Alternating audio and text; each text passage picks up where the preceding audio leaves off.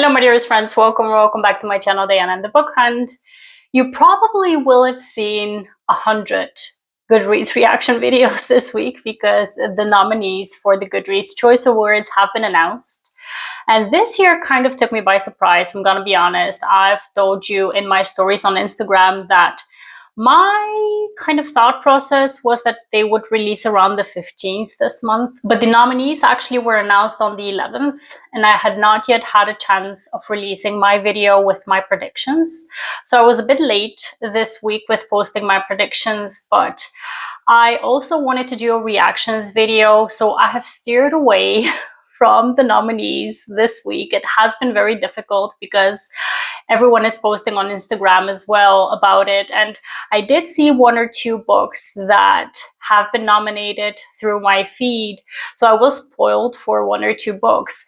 But generally, I think I did well with not kind of going into videos and posts about it. So I really am going to be kind of surprised with what I'll see, or at least maybe not very surprised, at least for 2 or 3 categories. But let's go ahead and see who has been nominated for this year's Goodreads Choice Awards, and let's see whether my predictions for the romance category were right. And actually, this year I had wanted to do a romantasy category, but when I was putting a list together, I have it here, I did manage to come up with 20 books that might make it on the list, but I was like, there's quite a few that I was just not very familiar with, and I was just not comfortable with making a romantasy video just yet this year. Maybe next year will be the first year that I'm gonna do it, but I'm very curious to see who's nominated in that category as well. We'll just run through the categories together and see who and probably why someone was nominated. Let's just go ahead and see. All right, I'm screen recording on my laptop to go into the Goodreads Choice Awards nominees. I am going to start with the first category, that is fiction. And let's see, These Summer Storms. Haven't heard of this one. I've heard about Layla Motley's books. I haven't really gone into this one. I was more so intrigued by the previous one that involves like sex work, something. I'm not sure what it was, but I don't know. I'm not sure. Like with the fiction books, I'm not very tempted at picking them up unless it's really highly recommended and kind of a topic that might intrigue me. Cursed Daughters. I haven't heard. Like Frederick Bachman, obviously my friends. I'll at some point pick this book up. Don't know when, because I enjoy Frederick Bachman's books. But then the other ones, Ian McEwan. I have read a few Ian McEwan's books, but I don't know. It's not really screaming at me to pick it up. We've got a Jojo Moyes and Ellen Hildebrand. We've got Dream Count. I've seen this one going around. Interesting. People Like Us. I don't know, this category rarely is one that is very, very intriguing to me. So yeah, I'm not voting in this category because I haven't picked up any of the books. For historical fiction, I suspect that Taylor Jenkins Reid will make it with Atmosphere, and if it's on there, I'm gonna vote for it because I rated it 5 stars. Let's go ahead and see. Yeah, it's here. We've got Fiona Davis. We've got David Baldacci, Atmosphere, Broken Country. I don't know some of these books, but I'm not also a very big historical fiction reader, so that's not. I tried reading this book, Amalfi Curse, but I got like 10% in and I was really, really not invested in it. It was an audiobook and I don't know if it was the audiobook that was not working for me or just like right book at the wrong time thing, but I DNF'd it. So yeah, it did look intriguing, the plot and the cover. I wanted to read it, but I didn't manage it. So out of this category, I've actually only read Atmosphere. And actually, she has a very, very big chance of making it because she has almost 500,000 ratings. So I think she might be the winner in this category, at least unless there is someone who is more popular that I'm not aware of. Mystery and thriller. I will occasionally read a thriller, maybe 2-3 times a year. I gravitate towards this genre, but I haven't read very many this year. I read one which I really liked, which was called The Writer, but I'm not sure if it was popular enough to be on the list. Of course, we've got a Frida McFadden book, Richard Osman. We have 2 Frida McFadden books. What do we have? Alice Feeney. Okay. Reese Witherspoon. Is this written by her? Okay. I didn't know she had a book out.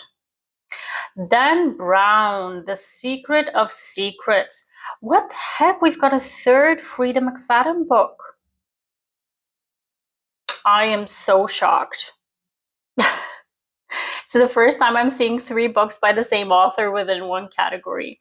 I know that there is a rule that books within the same series cannot be nominated, but obviously she doesn't write within the same world. It's all separate books that she has, so fair enough. But do we need 3 books by the same author in the same category? Not sure. I did read Dan Brown's The Secret of Secrets. It was one of the weakest Robert Landon books, in my opinion. So yeah, I gave it 3 stars. Was not a favorite. I'm very intrigued by books by S.A. Cosby. I've heard nothing but good things about the books by this author. So maybe at some point I'll pick this one up or one of the others by this author. I know that Lisa Jewell and John Grisham are very, very prolific and popular authors within this genre. And Jessie Q. Sutanto, this is a nice surprise to see on here. Vera Wong's Guide to Snooping, the 2nd book within a series. Interesting category. I don't think I'm going to vote here because I didn't enjoy The Secret of Secrets too much for me to actually want to vote for it, and I haven't read any of the other entries, so I don't think I'm going to vote in this category this year. And then we're moving on to our favorite, or at least my favorite category, and that is romance. Let's see what we have. No, the first book that I'm seeing is Lucy Score. Seriously, Lucy Score. Okay, fair enough. She has 100,000 ratings for this book, but like the latest couple of years, she hasn't really come out with a banger after the Knock 'Em Out series. So anyway, we've got Abby Jimenez, Say You Remember Me. This is an obvious pick. Rewinded Back, I'm happy to see this one by Listom 40. I'm really happy to see The Favorites by Lane Fargo. I mentioned it in my predictions video that this is one of the books that I definitely want to have on this list because it's a debut and it's one that is very different from other contemporary romance books that we see on the list. So I'm very happy to see The Favorites by Lane Fargo. I didn't think to put Spiral by Bal Cabra on the list, but this is my bad because it's a traditionally published romance. It has a BIPOC character in it. It's by a BIPOC author, which is great. So it's my bad that I didn't think of this book. Now, Emily Henry, Great Big Beautiful Life. I predicted this one and I think it will probably win, not that it's my choice. Law of Arranged is a surprise for me because I actually didn't think it would be nominated because last year the 2nd book was nominated and I was like, yeah, not sure that very many people voted for it. But fair enough for Lauren Asher. That's good for her. Now, I did predict Brynne Weaver's book to end up in the top 20, so I'm not surprised there. And I'm very happy to see First Time Caller by B.K. Borison on the list. She definitely deserves the recognition. I really, really love what B.K. Borison has been doing since she entered the romance genre. I really, really love her books. I didn't think that Megan Quinn would make it on the list. Till Summer Do Us Part. She has 149,000 ratings. Well, I've been sleeping on this one, honestly. This one takes me by surprise. I didn't even know she had a new release in 2025. I'm maybe not the biggest fan of Megan Quinn's. I have read a couple of her books, have enjoyed them, but I just am not like a diehard fan. I'm not actively looking for when she has new releases. So that's why I probably slept on this one. We've got Problematic Summer Romance. We knew that Miss Allie would end up on the list, and I'm actually curious to see if one of her other releases also made it. We've got Wild Side by Elsie Silver. This one we knew would end up here. King of Envy. This one was the one that was spoiled for me. I saw someone on Instagram post, congratulations on being nominated. So I knew that this one would be on the list as well. And I'm very intrigued to see that Brynne Weaver has both of her books on the list. I didn't predict that. I did have it, I think, in my wish list, Tourist Season, because I actually enjoyed it more than I did the other books by this author. So I'm happy to see this one on the list as well. Now, Can't Get Enough by Kennedy Ryan. Yes, Queen. I love that she's nominated. It's not my favorite book by this author, but it had certain topics that were quite important to see in the romance genre. So I'm very happy to see that she's nominated for this one specifically. And I hit a misser when it comes to Laurie Gilmore, because I thought last year, because she was nominated, that this year, I don't know, I just thought that this one was not as popular as the other ones. It has 33,000 ratings. So I was like, it will probably not get nominated. But lo and behold, this author has quite a hype behind her series. They're very atmospheric. So yeah, she's nominated again. I haven't read this one yet, so I'm not sure whether I will love it or not.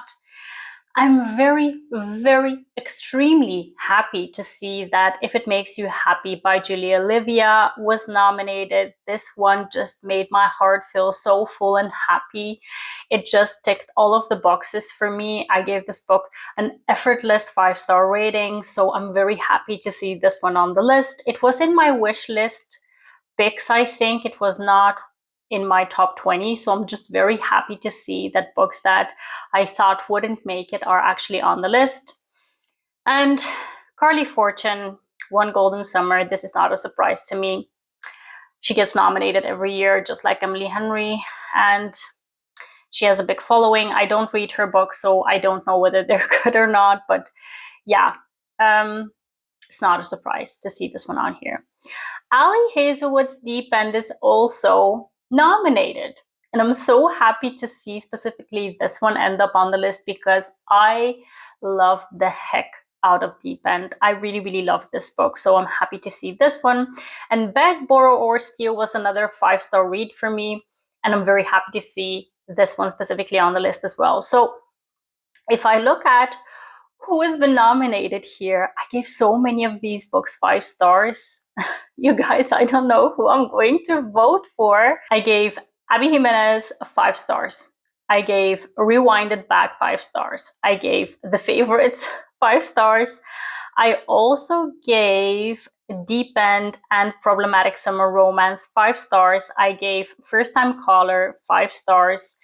Tourist Season and Can't Get Enough, I gave both 4 stars too. And then If It Makes You Happy, Deep End, and Beg, Borrow, or Steal, I also gave 5 stars. So if we're looking at, I don't know, if we're looking at who I'm going to vote for, I honestly don't know. I just need to think about it for a bit. I may go for Deep End.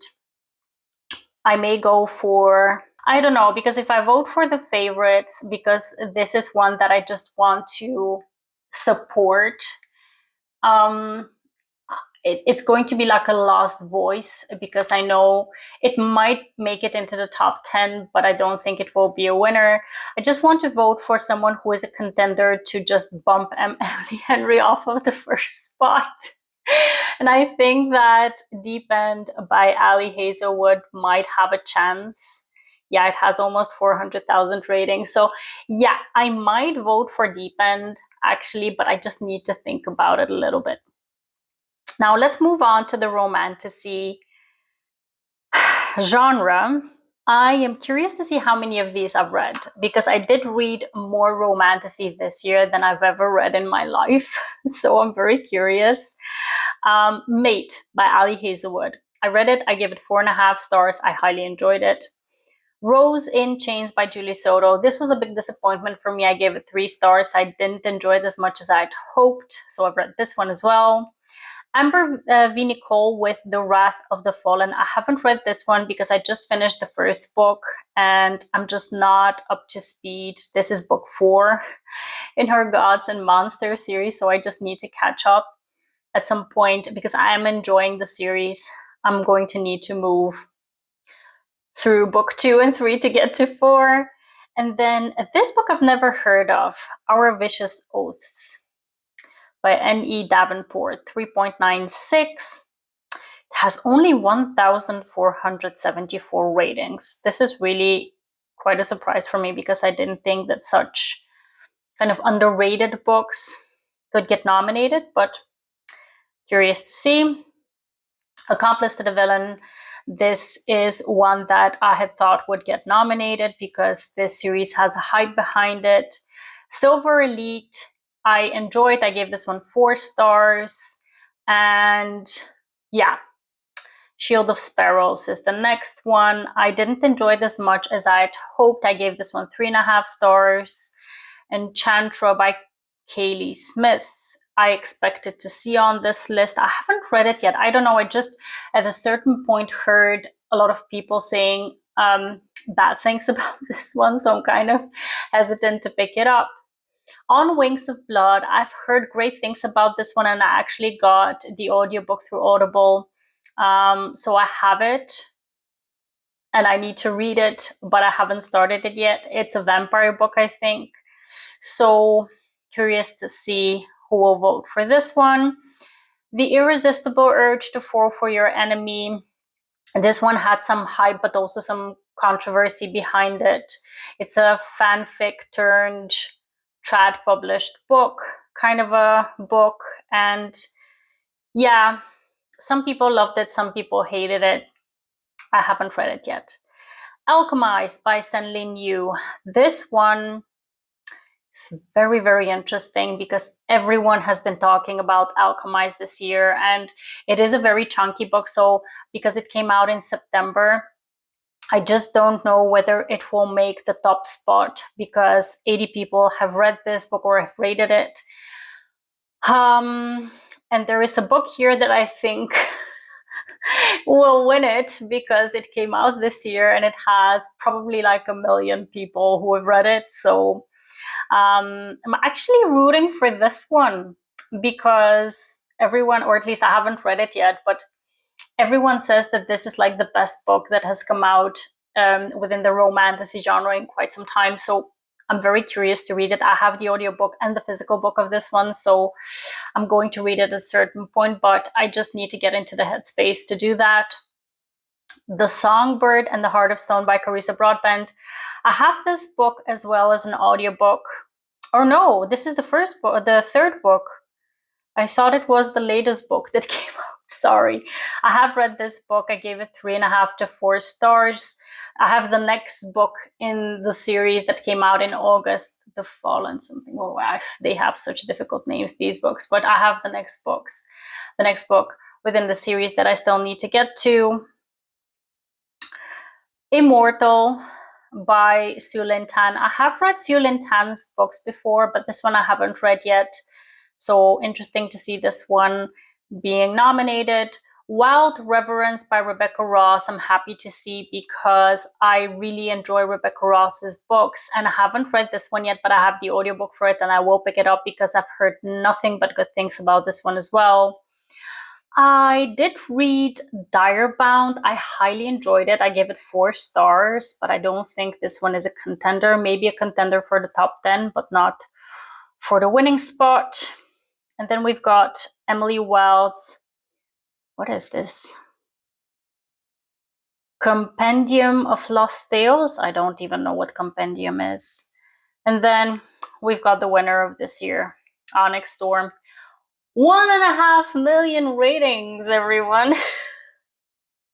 This is just off the charts bonkers. I mean, if this one doesn't take it, I don't know. I'm gonna be just shocked. I'm telling you. But whether it was the best romantasy of this year, very debatable. I really did not enjoy this book. I have very, very mixed and bad feelings about where this series is heading. I think I gave this book no rating because I didn't want to influence the rating with my low rating, if you know what I mean. I just didn't enjoy this book. I really didn't. And then we've got The Night and the Moth by Rachel Gillig. This one was obvious that it would get nominated because it had quite a hype around it when it came out. Bonds of Hercules by Jasmine Mass just recently released. I'm curious to see how it will do because it's a recent release.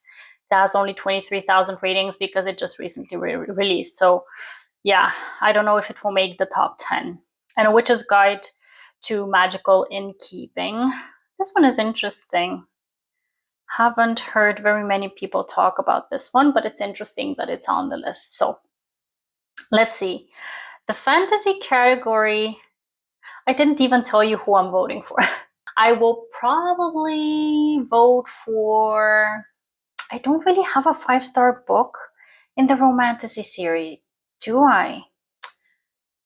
I don't really have a favorite book out of these within the romantasy category. Let me just have a quick look.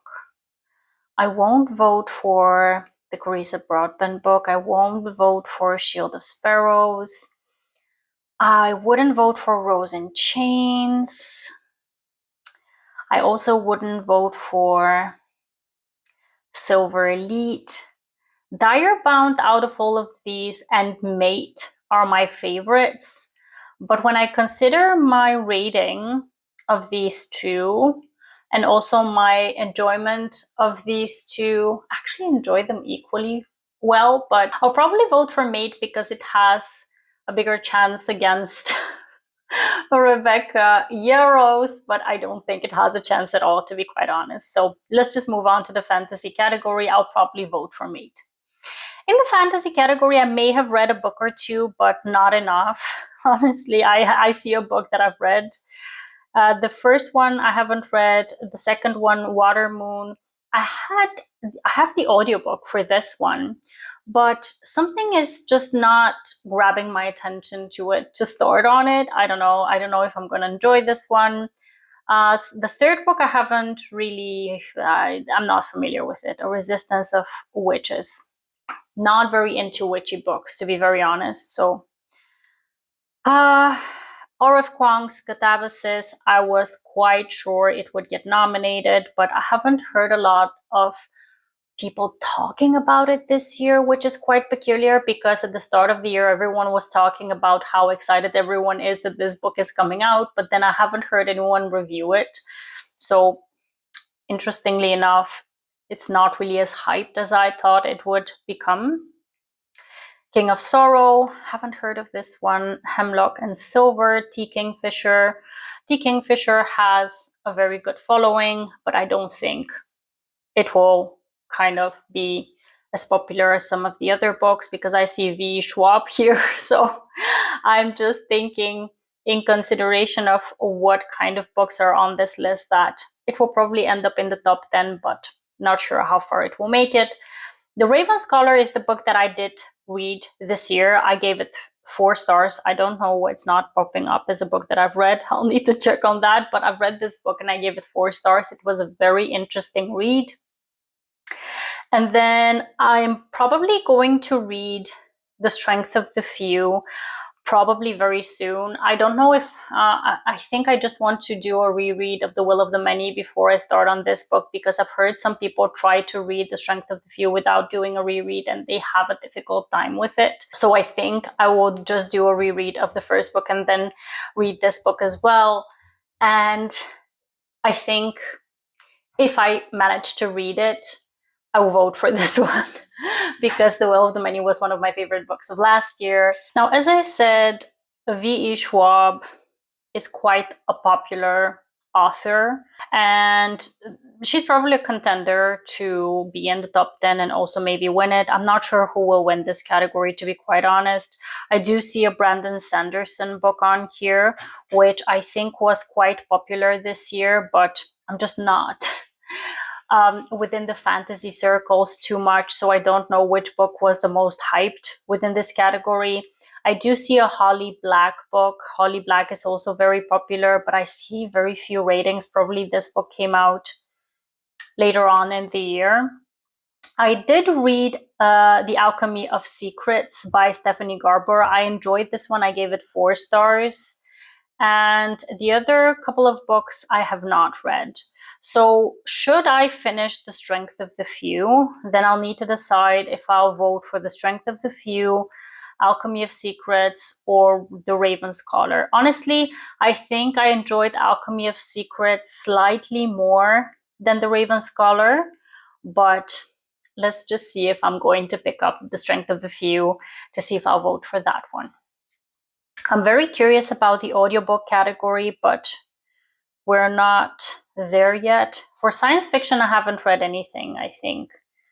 If I scroll down quickly to see, yeah, I haven't read any of these books, so I'm obviously not going to vote for this category. Horror, I'm just going to skip because I don't read any horror. And then debut novel. Let's see if we have something here that is interesting. When the Tides Held the Moon, Vanessa Vida Kelly. I've not heard of any of these books, honestly. Alchemized is on here. This is the only book I actually recognized out of all these 20 books. I had thought that the favorites might be on here, but not a lot of romance here. Now let's see audiobooks. Oh, Tourist Season is on here. The audiobook for Tourist Season is spectacularly well done. I really, really enjoyed it, so I'm happy to see it on the list. Broken Country, Onyx Storm. What is Kamala Harris doing on here, you guys? I mean, I agree that she can get nominated for, what's it called, like the biography or whatever, but or nonfiction. But audiobook, like there's amazing, amazing audiobooks. And okay, maybe it's an unpopular opinion. I haven't read this book, so maybe it's a good one, but I think there's probably better ones out there. Now, Nobody's Girl. Emily Henry is on here. We've got The Let Them Theory by Mel Robbins. This one was quite popular. I didn't know that the audiobook is good. I haven't really read it. We've got a Harry Potter book. They re-released, right? That's why it's on here. We've got Atmosphere by Taylor Jenkins Reid. The audio narration was really, really good for this one as well. S.A. Cosby. Again, I've heard good things about this one. Joe Abercrombie. Interesting. There are some good picks on here. I mean, also Frederick Bachman. Alchemized. I don't know who narrates Alchemized. I haven't yet checked it out. I do have the audiobook for it, so I'm curious to see how that one is done. And then we've got 2 more nonfiction books on the category. So I don't know if I'm going to pick up Alchemized and finish it in time for me to vote for this category, but if I were to vote for any of the books I've read Tourist Season, Onyx Storm, Great Big Beautiful Life, and Atmosphere. Out of these 4 books, I would probably vote for either Atmosphere or Tourist Season. Tourist Season was fun, and it was done just in a very fun way. But Atmosphere, was it narrated by Julia Whelan? I don't remember anymore, but I think she narrates most. Yeah, Julia Whelan. I think I might actually support Julia Whalen on this one because she's a spectacular audiobook narrator. So yeah, I think I might vote for this one actually. Young adult, fantasy, and sci-fi. I read Breath of the Dragon and I really enjoyed it. I give it 4 stars. I read Rebel Witch, which I also gave 4 stars to. But besides those, I don't think I read any others. Oh, of course, I read Fearless by Lauren Roberts, but I didn't enjoy this one. But I actually haven't read any other. Oh, I'm lying to you. I'm lying to you all the time. I've read actually Sunrise on the Reaping. I've read The Wings of Starlight because I didn't think this one was young adult. So I've read 4 out of the 20 books. But yeah, I'm just not in the mood for young adult, to be quite honest. So that's why I haven't picked up very many. If I were to vote for any of these, Breath of the Dragon was really good. And Rebel Witch was also really... No, of course, I'm going to vote for Sunrise on the Reaping. I mean, that one made me cry, actually. So I'm for sure going to vote for this one. In young adult fiction, this year I haven't read very many young adult books. I have read Audrey and Bash Are Just Friends by Tia Williams, and I really highly enjoyed it. I wanted to read the Thrashers by Julie Soto, but I haven't had time to pick it up. But out of the others, I know I haven't read anything else. I'm not sure if I'm going to vote for this category. I did really enjoy Tia Williams's book, but if it's the only one I read, I don't know. I'm gonna see. The other, what are the other? We've got nonfiction, memoir. Yeah, those categories I'm not going to look at because I haven't read any nonfiction books or memoirs. So essentially, these are all the categories that I was interested in reviewing. And the most interesting one is obviously the romance category. If I look at how many I predicted right, it will be around 13 or 14 books, which is not bad. But I'm just happy that there are just so many 5-star reads that I had that are represented within the list. But at the same time, if we look at this list, there is no representation for any sapphic or any male-male romances. There is no kind of representation for LGBTQ+. We do have Kennedy Ryan and Anna Huang who are nominated, as well as Bal Cabra, but everyone else, I think, on this list is white, which says a lot, again, about what kind of privilege there is within publishing.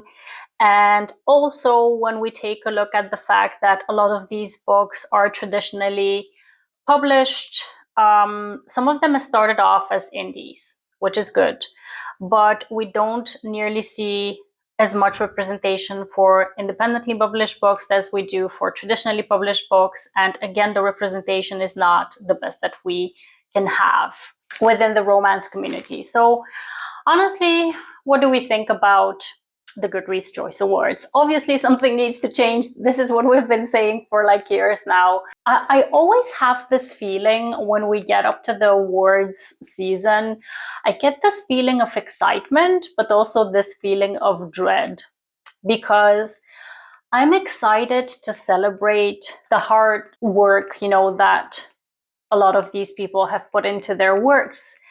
At the same time, I feel this sense of dread that so many amazing voices are being overlooked, and that so many of the books that we're actually hyping up kind of get snubbed. So yeah, again, it's a mixed feeling of feeling excited for the ones that I've loved, but then feeling also dread for the ones that I also loved, but I'm not seeing on this list. So yeah, what do we say? What do we think? I don't know. Something needs to change. We need to have more representation for diverse communities. We also need to have more representation of independently published books. And I'll leave it at that. I'm going to see what I'm going to do. I might actually do a video reading romantasy books that I have not yet read that are in this list, because I want to pick up Rebecca Ross's Wild Reverence. I do want to read Alchemized. I do want to read, which one was it? On Wings of Blood. So that might be a more interesting video to see, but we'll see. So this was it for my reaction and my thoughts on the Goodreads Choice Awards. I mean, again, we can do better, right? But at the same time, I saw someone discussing the fact that everyone is criticizing the Goodreads Choice Awards, and that is a fair point, but we also need to not completely cancel them because they are kind of a tool for us readers to promote literacy in general, just people picking up more books. It's something that drives people to read more books. So we kind of want to steer the conversation towards improvement and not towards canceling them, because it's just not going to be a productive kind of a thing to do. So let's just push for change. I hope it really changes in the next couple of years, and we're gonna see who we vote for and we're gonna see who the winners are, but let's hope for the best. I hope to see you in the next one. Have a wonderful, marvelous day. Happy reading. Take care and bye-bye.